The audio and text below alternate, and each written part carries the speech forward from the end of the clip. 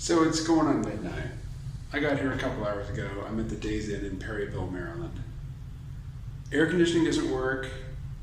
There's no microwave, no fridge in the room. The phone in the room doesn't work. The fucking sink in the room doesn't work. This is ridiculous.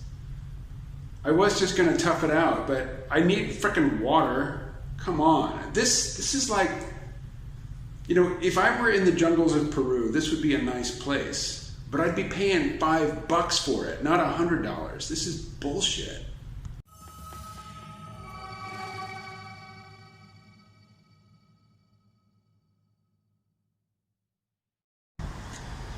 Hey everybody. Okay. Behind me over there, that's the Days Inn here in Perryville. It's you know, it's an old, dilapidated place. I've been staying here for years because it's just a 10-minute drive from where my kids live. And, you know, I knew what I was getting into. But last night, man, after my long drive, you know, I turned on the AC and I waited for a couple hours and the air is still swampy. And I was like, well, you know, beat sleeping in the car. And then I went to brush my teeth and the sink was broken and I flipped out. So they moved me to a different room, and in the new room, air conditioning worked, there was a fridge, you know, by then it was too late, I wasn't going to use it for anything. And the water worked, and you know, it was still an old, dilapidated place, but it wasn't as absolutely, you know, inadequate as my first room.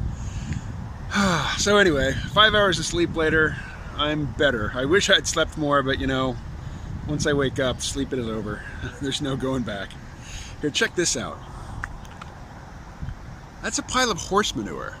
Like a big ass pile of horse manure. I don't know why it's there, but also look at this. That building behind me, that used to be a Taco Bell / KFC, and I've eaten there with my kids, and now it's boarded up. So I mentioned that I have eaten at that restaurant with my kids before. I've also been down to this outlet mall down here. It is closed. It is a ghost town. I don't know why it's there, but also look at this. That building behind me, that used to be a Taco Bell / KFC, and I've eaten there with my kids, and now it's boarded up. So much of the landscaping here is just, you know, half-assed, like barely keeping up. I'll get a different shot of it, but here's look at all this trash. Since I freaked out last night about the state of the place, and I called hotels.com and I sent an angry email to the manager of this place, somebody has been around and gathered up the trash and consolidated it all in this one place. But man, last night it was strewn all over the place. Like, as I say, I've stayed here many times. And so I know that, one, I have to moderate my expectations when I come here. But two, I definitely caught them on a bad day, and their bad day caught me at a bad moment for sure. So this is a concern to me. I get irritated very easily these days. And once I start to express that irritation, it's like, you know, once the flow has begun, it's unstoppable. So this is a cause of concern, you know, personal. But just being around here, I mean, this is a part of the country anyway. I mean, I could get in my car and be in Washington, D.C. in an hour and a half. So, you know, this is maybe about 40 minutes outside of Baltimore. And you know, my kids have lived here for years, so I've seen this area. I've seen its decline. I mean, it's just disintegrating. So I'm not sure what to say about that other than I'm getting really bummed out being up in Bellows Falls, and I was getting ready to leave, but every place has got its problems. And you know, the places that don't have their problems, well, I couldn't possibly afford to live there. And you know, every place has its problems, even the expensive places. All right, I'm gonna go capture the close-ups of the the trash. All right, well, here I am. Back in my room, basically just killing time, waiting until it's time to go pick up my kids. But after I shot the video that you just saw, I talked to a woman who was walking her dog here, and she had to flee her home. I didn't quite understand the details, something to do with backed up sewage or, you know, some problem with water or something. So she sent her son to go stay with her parents, and she came here, and she's staying here. They're giving her a weekly rate. And she agrees, this area, she's lived here, you know, her whole life, and she agrees this area is in decline, that this is a very hard period.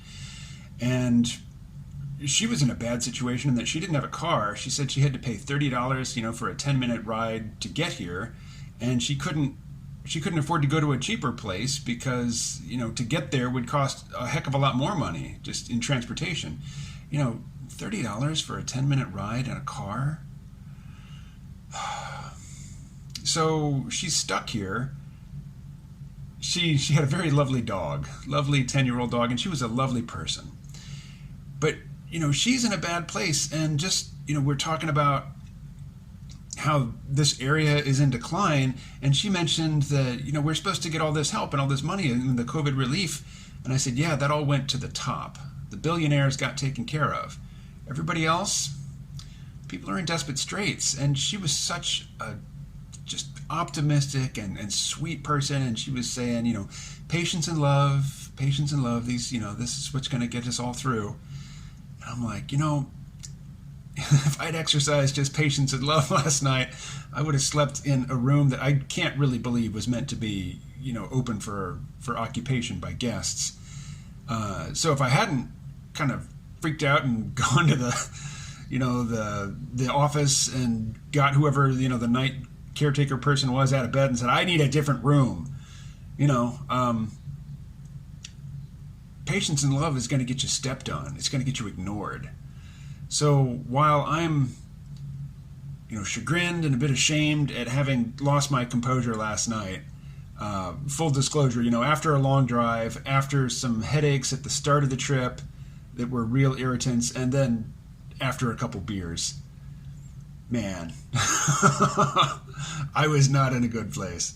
So I fired off lots of angry missives last night to hotels.com, to the manager of this place, and they were all very nice. And this morning I've sent around a second round of emails saying my agitation and irritation were out of proportion to, you know, the situation, and I'm sorry. But still, man, I don't think there's a sudden collapse coming. I think we're in the long, shitty, slow decline. And maybe you're in a nice place. I don't like this place because I associate it with my divorce and the, you know, disintegration of my family. But for people who have lived here their whole lives and who have an affinity for it, an attachment to it, you know, just they have sentimental feelings about it, even they see that it's in a bad place. This place is not doing well. Okay, all right. Talk to you later. Wish me safe passage.